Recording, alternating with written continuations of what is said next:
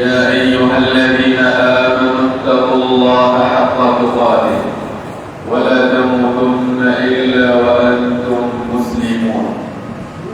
يا أيها الناس اتقوا ربكم الذي خلقكم من نفس واحدة وخلق منها زوجها وبث منهما رجالا كثيرا ونساء واتقوا الله الذي تساءلون به والأرحام إن الله كان عليكم رقيبا.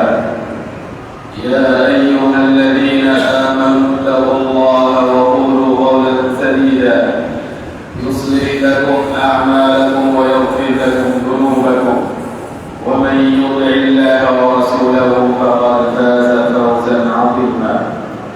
أما بعد فإن خير الحديث كتاب الله وخير الهدي هدي محمد صلى الله عليه وسلم وشر الأمور محدثاتها وكل محدثة بدعة وكل بدعة ضلالة وكل ضلالة في النار.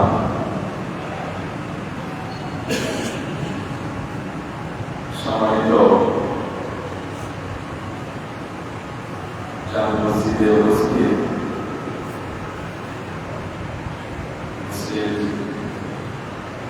ভাই সকল,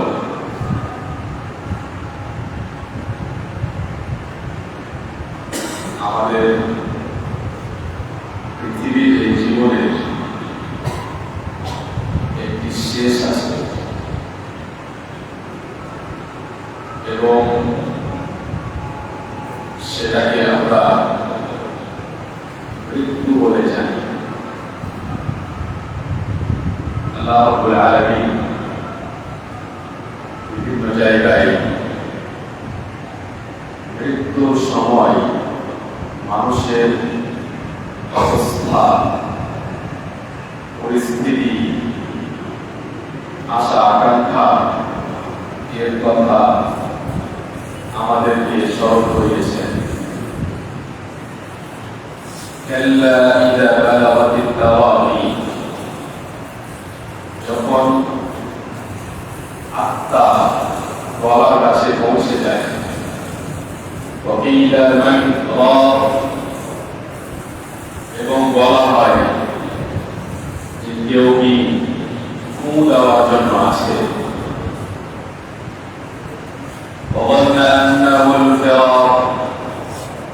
এবং সেই মৃতপ্রায় ব্যক্তি যে মরতে যাচ্ছে শেষ অবস্থায় মনে করে যে এই হলো আমার পৃথিবী থেকে বিদায়ের অবস্থা, বিদায়ের সময়।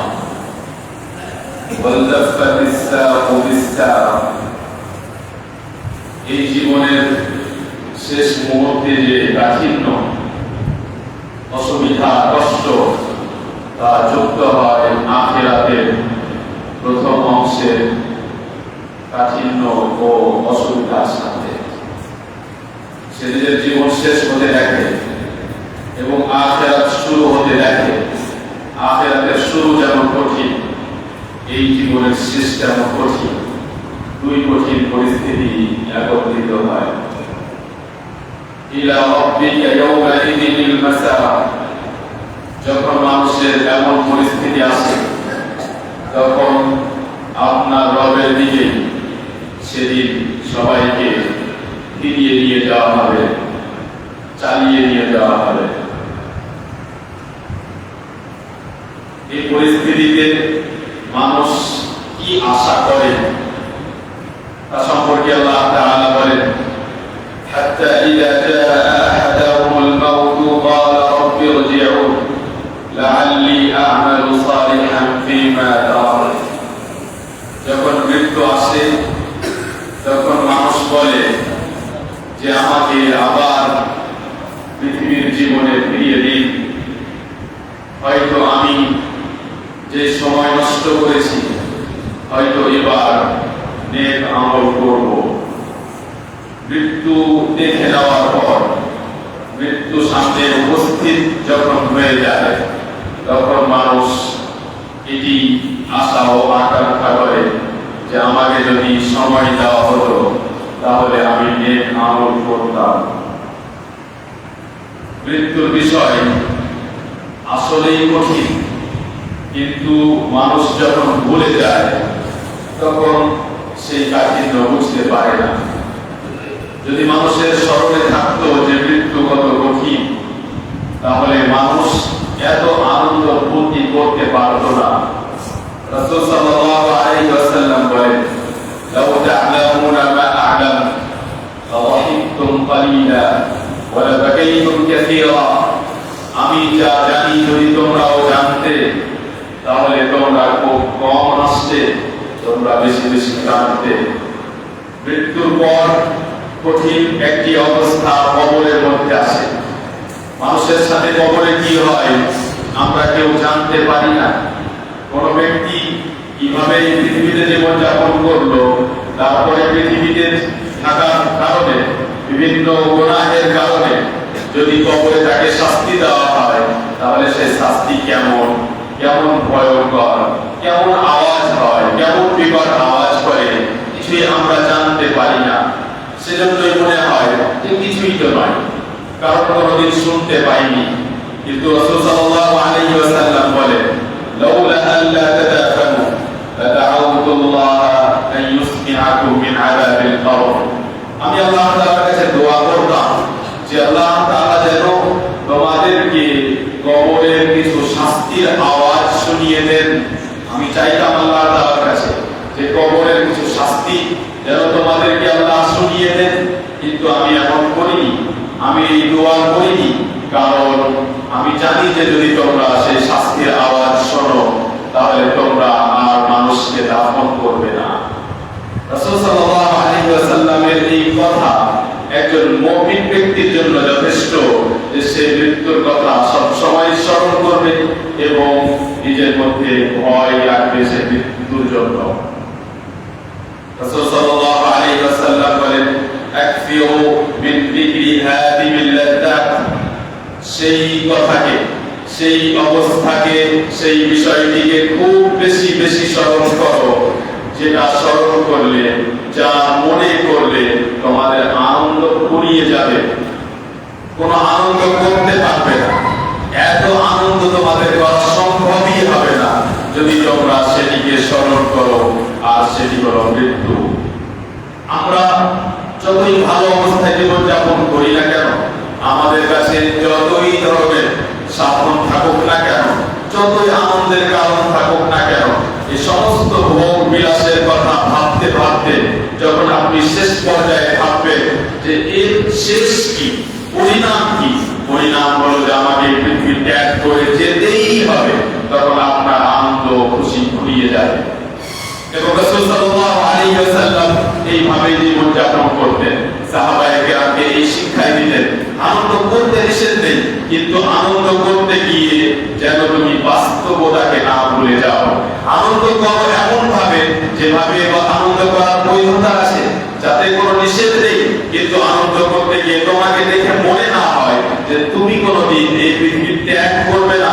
তোমার চলাফেরা, তোমার কথাবার্তা, তোমার আমল, তোমার দিন থেকে দূরে থাকা, তোমার মানুষের সাথে আচরণ এমন যে তোমাকে দেখে কোনো ব্যক্তি এই ধারণা করতে পারে না যে তুমি কোনোদিন পৃথিবী ত্যাগ করবে। সম্মানিত উপস্থিতি, আমরা আজকের খুতবার আলোচনায় রাসূল সাল্লাল্লাহু আলাইহি ওয়াসাল্লামের আনুগত্য নিয়ে কিছু কথা আপনাদের সামনে তুলে ধরার চেষ্টা করব। আমরা সবাই জুমার খুতবা শুনতে আসি। আমরা জানি যে জুমা হলে সেখানে আলোচনা হয় এবং খুতবা শুনতে হয়, কিন্তু তারপরেও খুতবার মধ্যে যে কথাগুলো আলোচিত হয় সেই পরিবর্তনগুলো আমাদের মধ্যে দেখতে পাওয়া যায় না। কারণ আমরা অধিকাংশই যখন খুতবা শুনতে আসি, তখন এই মানসিকতা নিয়ে আসি না যে আমার মধ্যে যে ভুলগুলো আছে সেটা আমি সংশোধন করব।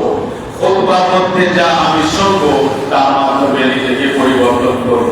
এবং দেখুন, আল্লাহ তাআলার পক্ষ থেকে এই ফয়সালা যে আপনি যদি না চান তাহলে আপনি পাবেন না। আপনি চান না যেহেতু, তাই আপনি পরিবর্তন হতে পারবেন না। পরিণাম যখন আপনার মৃত্যু আসবে আপনি নিজ চোখে দেখতে পাবেন। সম্মানিত উপস্থিতি, আমাদের ব্রেনের মধ্যে কিছু কথা চলতে থাকে, আমাদের কিছু নিজস্ব সিদ্ধান্ত থাকে, আমরা নিজেরা কিছু বুঝি। আমরা মনে করি যে জুমার দিন খুতবায় যেতে হয়, আমরা মনে করি যে জুমার দিন নামাজ পড়তে হয়, আমরা মনে করি যে রমজান মাসে রোজা রাখতে হয়, জুমার পরে পড়তে হয় না নামাজ, না পড়লে সমস্যা নেই, রমজানের পরে বেদিন হলে কোনো সমস্যা নেই, নামাজ ত্যাগ করলে সমস্যা নেই, যত রকমের নোংরা কাজ করতে পারো। আবার সামনে রমজান যখন আসবে আবার প্রকৃত মুসলিম হয়ে যাবে। আল্লাহ তাআলা তো দয়ালু এবং আল্লাহ তাআলা ক্ষমাশীল। এটি হলো আমাদের একটি চিন্তাধারা, এবং এটা আজ থেকে নয়, বছরের পর বছর ধরে 20 বছর, 30 বছর, 60 বছর, 70 বছর, এক প্রজন্ম চলে গেছে, দ্বিতীয় প্রজন্ম এসেছে, আরেক প্রজন্ম চলে গেছে, তারপরে আরেক প্রজন্ম এসেছে। বছরের পর বছর ধরে এই চিন্তাধারা আমাদের মধ্যে বিরাজ করছে। এই চিন্তাধারা নিয়ে আমরা বড় হই, ছোট থেকে মানুষগুলোকে এইভাবে বড় হতে দেখেছি। বাকি যারা আমাদের যারা কাকা দাদা ছিল, যারা আমাদের বড় ভাই ছিল, তারাও এরকম ভাবতো, তাদেরকে এটা ভাবতে আমরা দেখেছি। আমরা যখন নিজেরা যুবক হয়েছি তখন আমরাও সেটাই ভেবে যুবক হয়েছি এবং সেই চিন্তাধারা নিয়ে বড় হতে দেখেছি। এই জন্য এই চিন্তাকে, এই বিশ্বাসকে একটা খুতবা দিয়ে চেঞ্জ করা সম্ভব নয়। আপনি যতই যোগ্য আলের খুতবা চলুন না কেন, আপনার যে চিন্তাধারা 40 বছর পুরাতন, সেই 40 বছর পুরাতন চিন্তাধারাকে 8 ঘন্টার একটি খুতবা চেঞ্জ করতে পারবে না, মুশকিল। এবার যদি আপনি সেই চিন্তাধারা চেঞ্জ করার বা সঠিকটা জানার নিয়ত নিয়ে বসেন, তাহলে আল্লাহ তাআলার কাছে আশা করা যায়। আপনি যদি মনে করেন যে আমি কি ভাবতাম, কি জানতাম, কি বুঝতাম, সেটা আমি আজ ছেড়ে দেওয়ার নিয়ত নিয়ে এসেছি, যেটা সঠিক সেটা জানবো, তাহলে আশা করা যায় যে আপনি হেদায়েত পাবেন। কিন্তু আমরা এই মনোভাব নিয়ে মসজিদে উপস্থিত হই না। একটি কথা বোঝার চেষ্টা করুন যে মানুষ যদি নিজের বোঝাকে সব থেকে উপরে রাখে, অর্থাৎ আমি যেটা বুঝি সেটাই, কে কি বলেছে, ওলামা কি বলেন, ঠিক আছে, খুব ভালো কথা, কিন্তু আমি যেটা বুঝেছি সেটাই আসলে আমি মানি, আমি যেটা বুঝেছি সেই অনুযায়ী আমি চলি, তাহলে আপনি হেদায়েত পাবেন না। এই কথাকে বোঝার জন্য রাসূল সাল্লাল্লাহু আলাইহি ওয়াসাল্লামের কথা স্মরণ করুন যে যখন তার উপর কোরআন নাযিল হয়নি, তখন কি তিনি জানতেন যে নামাজ পড়তে হবে? তখন কি তিনি জানতেন যে আখিরাতে হিসাব হবে? তখন কি তিনি জানতেন যে কিভাবে পৃথিবীতে আমাকে আল্লাহ তাআলার ইবাদত করতে হবে? জানতেন না। কিন্তু তিনি চেষ্টা করতেন, তিনি বোঝার চেষ্টা করতেন, তার মধ্যে নিরপেক্ষতা ছিল, তার মধ্যে কোনো এমন সিদ্ধান্ত ছিল না যে কে কি বলবে আমি শুনবো না, বরং তিনি জানতে চাইতেন যে আমি যে পৃথিবীতে এসেছি, কেন এসেছি, কে আমাকে পাঠালো, আমাকে কি করতে হবে, কিভাবে পৃথিবীতে থাকতে হবে, আমার জানার ইচ্ছে। এই ইচ্ছের জন্যই তিনি হেরা গুহায় যেতেন, এই ইচ্ছের জন্যই তিনি হেরা গুহায় যেতেন। কিন্তু শুধু হেরা গুহায় গিয়ে বসে থেকে থেকে তিনি কি জানতে পারলেন যে আমাকে পৃথিবীতে কিভাবে চলতে হবে? না। তিনি কিভাবে জানতে পারলেন? তিনি তখন জানতে পারলেন যখন আল্লাহ তাআলার পক্ষ থেকে ফেরেশতা আসলেন। ফেরেশতা এসে যখন আল্লাহ তাআলা সম্পর্কে তাকে বললেন, তখন তিনি জানতে পারলেন যে একজন আছেন যার নাম আল্লাহ, একজন আছেন যাকে আমার ইবাদত করতে হবে, যাকে সাজদা করতে হবে, যিনি কিছু হালাল করেছেন, কিছু হারাম করেছেন। তখন তিনি জানতে পারলেন, কিন্তু তার আগে জানতে পারলেন না। অথচ তিনি ভালো মানুষ ছিলেন, তিনি নোংরা থেকে দূরে ছিলেন। তাহলে আমরা যদি নোংরায় ডুবে থাকি আর তারপরে আল্লাহ তাআলার পক্ষ থেকে যে জ্ঞান এসেছে সেটাকে আবার মূল্য না দিই, তাহলে কিভাবে হেদায়েত পাবো? এই জায়গাটি খুব গুরুত্বপূর্ণ এবং বোঝার বিষয় যে আমি আসলে বুঝতে চাই না, তো আমাকে কেউ বোঝাতে পারবে না। আর দ্বিতীয়, যে আমি যেটা বুঝে নিয়েছি সেটাই মানবো, তাহলে আমি কোনোদিন সঠিকটা জানতে পারবো না। সম্মানিত উপস্থিতি, আমরা মনে করি যে পৃথিবীর জীবনে যেমন করে হোক না কেন সফল হতে হবে, কিন্তু সফল হওয়ার মানে কি আসলে? এটা আমরা যেটা বুঝি সেই অনুযায়ী আমরা মানি। সফল হওয়ার মানে যেটা আমরা মনে করি, কিন্তু আসলে আল্লাহ তাআলা কোন ব্যক্তিকে সফল বলেন, রাসূল সাল্লাল্লাহু আলাইহি ওয়াসাল্লামের কাছে কোন মানুষটি সফল, সেটা আমরা গ্রহণ করি না। আমরা বলি যে রাসূল সাল্লাল্লাহু আলাইহি ওয়াসাল্লামকে আমরা ভালোবাসি, আমাদের নবী তিনি সর্বোত্তম, আমরা তার উম্মত, আমরা গর্বিত, খুব আনন্দিত যে আমরা রাসূল সাল্লাল্লাহু আলাইহি ওয়াসাল্লামকে নবী হিসেবে পেয়েছি। কিন্তু রাসূল সাল্লাল্লাহু আলাইহি ওয়াসাল্লামের চিন্তা আলাদা, আমাদের চিন্তা আলাদা। রাসূল সাল্লাল্লাহু আলাইহি ওয়াসাল্লামের চিন্তন হলো যে পৃথিবীর জীবন শুধু একটি জমির মতো, যে জমি আপনাকে চাষ করতে হবে, আর এই জমির চাষ করার পরে ফল আপনি আখিরাতে পাবেন। আমাদের চিন্তাধারা উল্টো। আমাদের চিন্তাধারা হলো যে এই পৃথিবীর জীবনই হলো চাষ করা এবং ফল পাওয়ার জায়গা। এখানে চাষ করবো, এখানে ফসল নিব, এখানে ফল নিব। তাহলে কই আপনার চিন্তা রাসূলের চিন্তার সাথে মিলল? তারপরে আপনি কিভাবে বলতে পারেন যে আমি রাসূল সাল্লাল্লাহু আলাইহি ওয়াসাল্লামকে ভালোবাসি? আমরা বাস্তবে রাসূল সাল্লাল্লাহু আলাইহি ওয়াসাল্লামের চিন্তাগুলো গ্রহণ করি। আমরা মুসলিম এই জন্য, কারণ আমরা বলি যে আমরা সাক্ষ্য দিই যে রাসূল সাল্লাল্লাহু আলাইহি ওয়াসাল্লাম আমাদের নবী, কিন্তু এই সাক্ষ্যের অর্থ বুঝি না। যদি একজনকে জিজ্ঞেস করা হয় যে আপনি যে সাক্ষ্য দিলেন যে আমাদের মুহাম্মদ সাল্লাল্লাহু আলাইহি ওয়াসাল্লাম নবী, এই সাক্ষ্যের অর্থ কি? কেউ বলতে পারবেন না, বাংলায় বলেও বোঝাতে পারবেন না। আপনাকে বাংলায় যদি বলি যে সাক্ষ্য দেওয়ার মানে কি, আপনি বাংলায় বলতে পারবেন না, কারণ আপনি কোনোদিন বোঝার চেষ্টা করেননি। কেউ হয়তো কোনোদিন আপনাকে শুনিয়েছে, সেটাও আপনি ভুলে গেছেন। তাহলে আপনার ব্রেনে এখন নেই যে আমি যে নবী সাল্লাল্লাহু আলাইহি ওয়াসাল্লামকে নবী মানি, তার অর্থ কি। নবী মানলে, নবী বিশ্বাস করাতে সাক্ষ্য দিয়েছি, শাহাদাত পড়েছি, সেই শাহাদাত দিলে আমার উপরে কি কর্তব্য আছে সেটা আমি জানি না। আমার ব্রেনে ওই কথা নেই। আর সেই জন্যই তার কথা আমাদের সামনে আসলে আমাদের কাছে সেরকম মূল্য থাকে না, বরং আমরা নিজেদের সমাজে যেটাকে সঠিক মনে করি সেই অনুযায়ী চলাচল করতেই থাকি।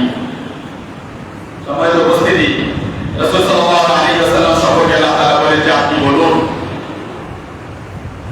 ওয়া ইন ইহতাদাইতু ফাবিমা ইউহি ইলাইয়া রাব্বি, আমি যদি হেদায়েত পাই তাহলে এই জন্য হেদায়েত পাবো কারণ আল্লাহ তাআলা আমার কাছে ওহী পাঠিয়েছেন। যেই ওহী আমার কাছে এসেছে সেই ওহীর মাধ্যমে আমি হেদায়েত পাবো, এবং সেই ওহীর মাধ্যমে রাসূল সাল্লাল্লাহু আলাইহি ওয়াসাল্লাম যে হেদায়েত পেয়েছেন সেটা হলো যে পৃথিবীর জীবনের চেয়ে বহু মূল্যবান আখিরাতের জীবন। এবং এই কথা নবী সাল্লাল্লাহু আলাইহি ওয়াসাল্লাম বুঝে দিয়েছেন এবং এই কথা তিনি মেনে নিয়েছেন। আর সেজন্যই তিনি বলতেন, মা লি ওয়ালিদ দুনিয়া, দুনিয়ার আনন্দ, দুনিয়ার সুখ শান্তির সাথে আমার সম্পর্ক কিসে? এই যে চিন্তাধারা, এই চিন্তাধারা আমরা গ্রহণ করতে পারিনি। প্রত্যেকটি কথা রাসূল সাল্লাল্লাহু আলাইহি ওয়াসাল্লামের এই চিন্তার সাথে মিলে যাবে। যেমন ফজরের সালাতের প্রথম সুন্নাত 2 রাকাত সম্পর্কে নবী সাল্লাল্লাহু আলাইহি ওয়াসাল্লাম বলেন, খায়রুম মিনাদ দুনিয়া ওয়া মা ফিহা, দুনিয়াতে যত যা কিছু আছে সব কিছুর চেয়ে এই 2 রাকাত সুন্নাত মূল্যবান। আমরা মানতে পারি না, জি আমরা মানি না। আমাদের কেউ এটা বিশ্বাস করি না আমরা যে ফজরের 2 রাকাত সুন্নাত পৃথিবীর সবচেয়ে মূল্যবান। কেউ বিশ্বাস করে না। মিথ্যা বলে লাভ নেই, মিথ্যা বলে লাভ নেই, মুখে মিথ্যা বলে লাভ নেই। অন্তরের কথা আল্লাহ জানেন যে আমরা এটা মানি না।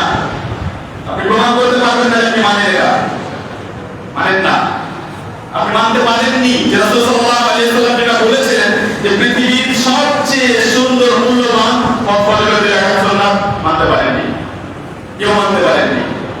আর সেই জন্যই ফজরের সালাতে আমাদের মসজিদে কি অবস্থা থাকে সেটা বলার প্রয়োজন নেই। সবাই উপস্থিতি, রাসূল সাল্লাল্লাহু আলাইহি ওয়াসাল্লামের একটি কথা যেখানে তিনি আখিরাতকে মূল্যবান বলেন আর দুনিয়াকে বলেন যে দুনিয়ার সেরকম মূল্য নেই, দুনিয়াতে কোনো রকম বেঁচে থাকতে পারলেই হলো। খাবারের বিষয়ে আপনি জানেন যে রাসূল সাল্লাল্লাহু আলাইহি ওয়াসাল্লাম কি বলতেন? রাসূল সাল্লাল্লাহু আলাইহি ওয়াসাল্লাম বলতেন যে মা মালা'a রুআদান ওয়া'আন শাররাম মিন বাতন, পেটকে একটি পাত্র বলেছেন যে কোন পাত্র মানুষকে ভর্তি করে পেটের চাইতে কোনো খারাপ পাত্র নেই।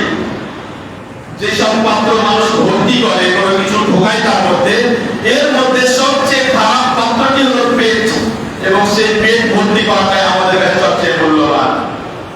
আমি বারবার এটাই প্রমাণ করার চেষ্টা করছি যে আমাদের চিন্তা রাসূলের চিন্তার সাথে মিলে না। আমরা এমনিতেই রাসূল সাল্লাল্লাহু আলাইহি ওয়াসাল্লামের উম্মতি হয়ে দাবি করছি, কিন্তু আসলে আমরা তার উম্মতি নই। আমরা তার চিন্তা গ্রহণ করি। একজন লিডারের অনুসারী তাদেরকে বলা হয় যারা তার চিন্তা গ্রহণ করে। আজ দেখুন জামাতে ইসলামী, কোথা থেকে কে একজন আসলো, এসে কিছু কথা শুনিয়ে দিল, মানুষ পাগলের মতো তাকে অনুসরণ করছে, একেবারে অমূল্য হয়ে। তার সামনে ইবনে তাইমিয়ার মূল্য নেই, তার সামনে ইবনে বাজের মূল্য নেই, তার সামনে ইবনে উসাইমিনের মূল্য নেই। কেন? কারণ ওই লিডারকে ও মন থেকে ভালোবেসেছে। বাতিল পন্থী হওয়ার পরে ওই এত মন থেকে ভালোবাসে। আর আমাদের কাছে সবচাইতে বড়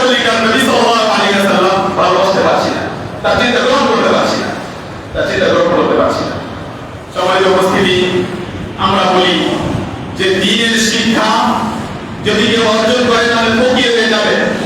দ্বীনি শিক্ষা চাওয়া পড়া, চেয়ে খাওয়া পড়া, সহজ ভাষায় বলি। অথচ রাসূল সাল্লাল্লাহু আলাইহি ওয়াসাল্লামের কাছে দ্বীনের শিক্ষা সবথেকে উঁচু। কোথায় মিলল আপনার সাথে রাসূল সাল্লাল্লাহু আলাইহি ওয়াসাল্লামের চিন্তা? দ্বীনের শিক্ষা সবথেকে উঁচু রাসূল সাল্লাল্লাহু আলাইহি ওয়াসাল্লামের কাছে, আর আপনার কাছে দ্বীনের শিক্ষা সবথেকে নিচু। আপনার জুতার নিচে আপনি জায়গা দিতে চাইবেন না, কিন্তু আল্লাহ তাআলার কাছে রাসূল সাল্লাল্লাহু আলাইহি ওয়াসাল্লামের কাছে দ্বীনের শিক্ষা মাথার উপরে। রাসূল সাল্লাল্লাহু আলাইহি ওয়াসাল্লাম বলেন, খায়রুকুম, তোমাদের মধ্যে সর্বোত্তম কে? যে ব্যবসায়ী সবথেকে বড় না, আপনি জানেন কে কে সবথেকে বড়? রাসূল সাল্লাল্লাহু আলাইহি ওয়াসাল্লাম কাকে সর্বোত্তম বলেছেন? কিন্তু আপনার কাছে সর্বোত্তম সেটা নাই। আপনার কাছে সর্বোত্তম সবচাইতে বড় লোক সে যার কাছে পয়সা বেশি আছে। তারপরে আপনি রাসূল সাল্লাল্লাহু আলাইহি ওয়াসাল্লামের উম্মতি, তারপরে আপনি বলেন যে আমি মুসলিম। এমনি রাসূল সাল্লাল্লাহু আলাইহি ওয়াসাল্লাম বলেন যে কোনো ব্যক্তি মসজিদে গিয়ে যদি একটি আয়াত, দুটি আয়াত শিক্ষা করে তাহলে দুটি উটের চাইতে মূল্যবান, কিন্তু আমরা তা বিশ্বাস করতে পারি না, সেজন্য শিখি না। সমাজের উপস্থিতি, আমরা যে পরিবেশে জীবনযাপন করছি এই পরিবেশে আমাদের ঈমান দুর্বল, আমাদের কাছে ভালো আমল নেই, আমাদের মসজিদগুলোতে ইবাদত ঠিকভাবে হয় না, মসজিদে যেইভাবে ইবাদত হওয়া উচিত সেইভাবে হয় না, ইমামত যেইভাবে হওয়া উচিত সেইভাবে হয় না, মসজিদে কোরআন যেভাবে পাঠ করা উচিত সেভাবে হয় না। আমি আপনাকে এটা বললাম না যে মক্কা আর মদিনার মতো ইমামত হওয়া উচিত, জি না, এতটা আমি বলি। আমি শুধু এতটা বললাম যে আপনি কি এতে সন্তুষ্ট যে আপনার ইমাম ভুল কোরআন পড়বে? আপনি কি সন্তুষ্ট? আল্লাহ তাআলার কথাকে ভুলভাবে পড়বে, আপনি এতে সন্তুষ্ট? আপনি বলবেন না, কিন্তু আপনি আসলে সন্তুষ্ট। আপনি বাস্তবে সন্তুষ্ট যে আপনার সামনে আল্লাহ তাআলার কথাকে ভুলভাবে বলার সমস্যা নেই।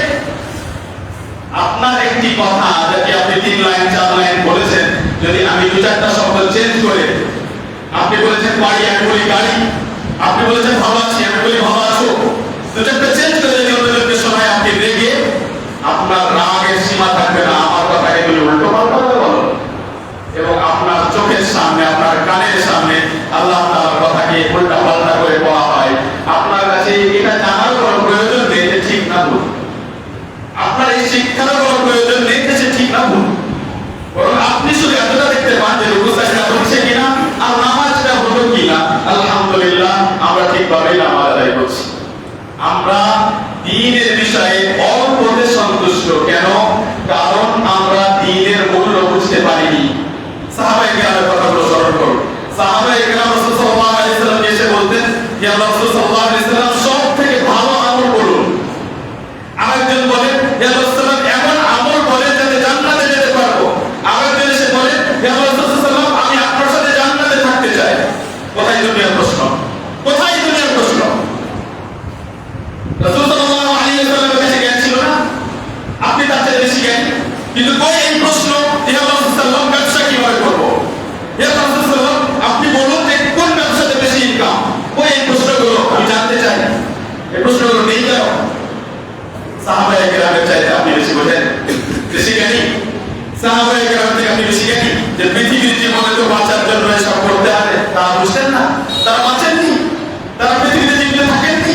তাদের চাইতে আপনি বেশি সন্তুষ্ট মনে করছেন, ঠিক না? তারা এই পৃথিবীর জীবনে ফ্যান ছিল না, এসি ছিল না, কার প্লেন ছিল না, তারপরেও তারা যে শান্তির সাথে জীবনযাপন করেছেন আপনি সেটা কল্পনা করতে পারবেন না। আপনি ওয়াসওয়াসার মধ্যে জীবনযাপন করছেন, আপনি শয়তানের শান্তির মধ্যে জীবনযাপন করছেন। আপনাকে শয়তান যেটা বুঝিয়েছে সেই অনুযায়ী আপনি জীবনযাপন করছেন। আপনাকে শয়তান বুঝিয়েছে যে বড় সুন্দর গাড়ি হলে, বড় বাড়ি হলে, রুমের মধ্যে এসি চললে শান্তি থাকে, আপনি সেটাই বুঝেছেন। এটা আল্লাহ তাআলা কথা বলেননি, কোথাও বলেননি। নবী সাল্লাল্লাহু আলাইহি ওয়াসাল্লাম একটি লাইনের মধ্যে বলেননি যে এর কারণে শান্তি হয়, কিন্তু আপনি সেটাই মেনেছেন। এটা ইবলিস বলেছেন, এটা ইবলিস বলেছেন, আর আপনি ইবলিসের কথা নিয়ে শান্তিকে শান্তি মনে করছেন। সম্মানিত উপস্থিতি, আমরা যে পরিবেশে জীবনযাপন করছি তার কারণে আমাদের মধ্যে ইবাদতের দুর্বলতা, তার কারণে আমাদের মসজিদের অবস্থা, তার কারণে আমাদের মাদ্রাসার অবস্থা, সবই আমাদের সামনে স্পষ্ট। আল্লাহ তাআলার কাছে দোয়া করি, আল্লাহ তাআলা যেন আমাদের সকলকে সঠিকভাবে বোঝার তৌফিক দান করেন।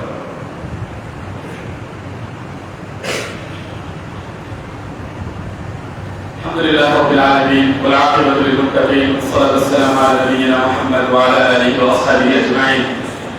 আমরা একটু যদি সময় 4-5 মিনিট একটু বেশি হয়ে যায় তো আমাদের মনে হয় যে বড় কোনো দুর্ঘটনা ঘটে গেছে। অথচ খুতবা হোক আর সালাত হোক, শরীয়তের মধ্যে নির্দিষ্ট সময় দেওয়া হয়নি যে এশার সালাত 13 মিনিটে শেষ হতে হবে আর খুতবা 30 মিনিটে। যদিও খুতবা সংক্ষিপ্ত হওয়া ভালো, কিন্তু আপনারা যে পর্যায়ের মানুষ, আপনাদেরকে একটি ছোট্ট কথা বোঝাতেও 8 ঘন্টা লেগে যায়। কারণ আমরা অত উঁচু পর্যায়ের জ্ঞানী মানুষ নই, আমরা বুঝি না কথা, আমাদেরকে খুব বোঝাতে হয়। একটি কথা 50 বার বলার পরে বোঝা যায় না, সেজন্য আপনাদের একটু সময় আমাদের দিতে হবে। আল্লাহ তাআলা আপনাদের এই পরিশ্রম কবুল করুন। সম্মানিত উপস্থিতি, আমি বোঝানোর চেষ্টা করছিলাম যে আমি দ্বীনের শিক্ষাকে কম মূল্যবান মনে করি। আর দেখি যে যাদেরকে মাওলানা সাহেব বলছি এরা তো কম পয়সায় চাকরি করে, এদের অবস্থা ভালো না। এদের যে অবস্থা ভালো না সেটা আপনার কারণে। আমরা কোন দেশে বসবাস করছি? আমরা ভারতে বসবাস করছি। ভারতে আপনার মাদ্রাসা ও মসজিদের পরিচালনা কে করে? পয়সা কোথা থেকে আসে?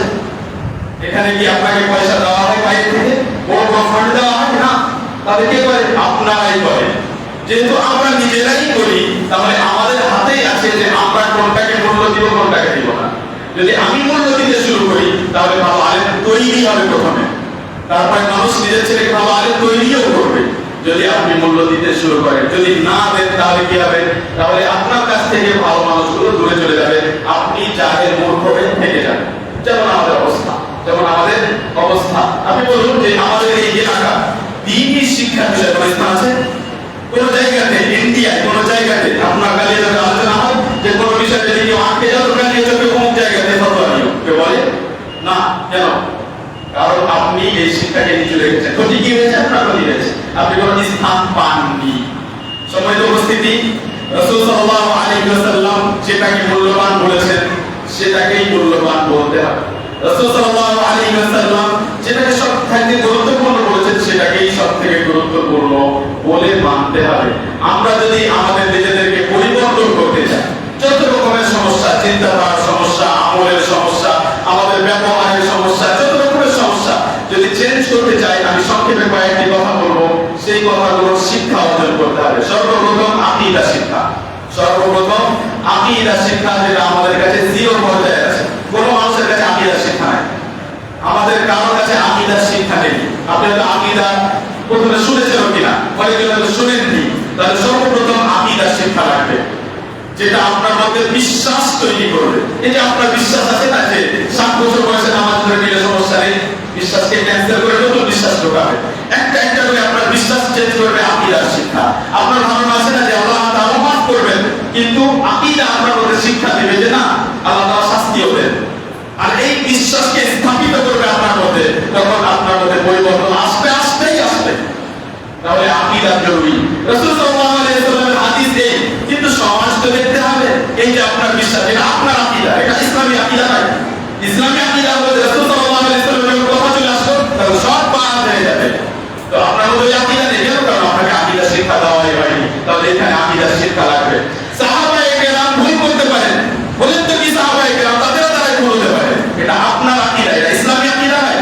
ইসলামী আকীদা হলো যে সাহাবায়ে কেরামের এক একটা নেকি আপনার সমস্ত জীবনের নেকি থেকে মূল্যবান। এটা ইসলামী আকীদা। আপনার ওই আকীদা নেই, তাই আপনার কাছে সাহাবাও ভুল করতে পারে। তাই আপনি একটা আলতু ফালতু মানুষ, যার সূরা ফাতিহা ঠিক নেই, সাহাবীর ব্যাপারে কথা বলার অধিকার রাখেন কেন? কারণ আপনার কাছে ইসলামী আকীদা নেই। তাহলে সবথেকে জরুরি বিষয় হলো আকীদা শিক্ষা, যেখানে আল্লাহ তাআলাকে, রাসূলকে, সাহাবাকে, ঈমানের অর্থ কি, আখিরাত কাকে বলে, সব বিস্তারিতভাবে আপনাকে জানার প্রয়োজন আছে।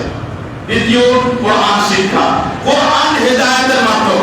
আমার বাড়িতে কোরআন নেই, কোথা থেকে হেদায়েত দিবেন আপনি? কোরআন হেদায়েত দেয়, আমি কোরআন পড়তে জানি না, কোথা থেকে হেদায়েত পাবেন?